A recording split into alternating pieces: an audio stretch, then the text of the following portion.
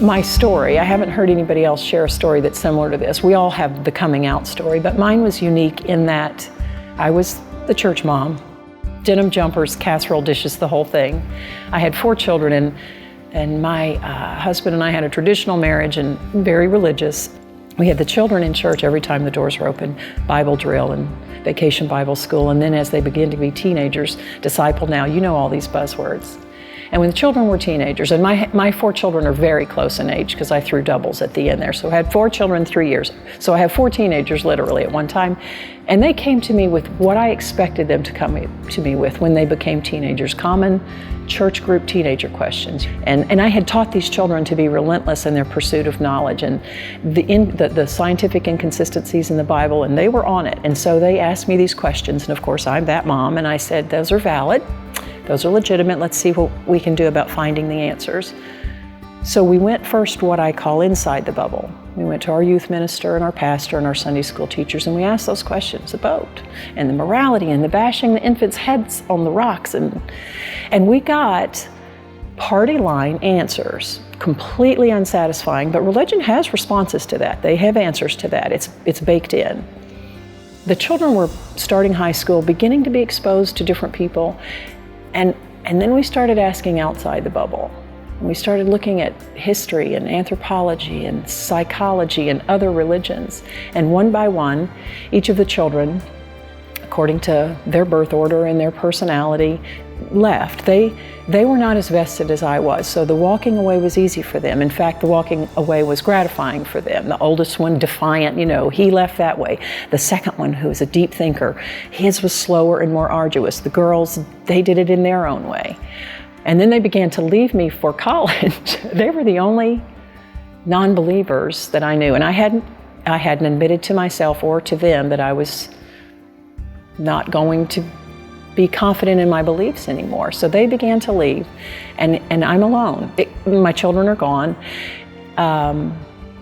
So as I was losing confidence in the faith, and I knew that my marriage would be at risk, and I knew that anything that if I were to say what I was thinking, that it would hurt so many people who loved me, my parents, my brothers. So I made the decision to stay in a little bit longer. I probably stayed in continued to teach Sunday school, and I was miserable. It was a dark time. It's the darkest time in my life. I was drinking a lot. I was trying to figure out what to do with it until I reached the point where I didn't feel like I had a choice anymore, and I had to say what I believed, and left church, and I was right about the marriage not surviving. Came out to my parents and my brothers with them weeping, and my dad called me middle-aged crazy, and my mother wept, and she said the only thing that was giving her comfort was in Southern Baptist theology, we have something called once saved, always saved, and it was the only thing that gave her any comfort. And of course I didn't fight that. That was not the time or place to have a theology discussion, but it was as painful as it's as painful now thinking about it and talking about it as it was then. However, 10 years out, I can't say enough about how right my life feels right now. I'm not saying it's perfect, and I'm not saying I don't have issues and struggles just like all of us do, but being free of the dogma, being free to be able to address the issues, genuine issues, and be able to base that on my motto is equal parts compassion and reason.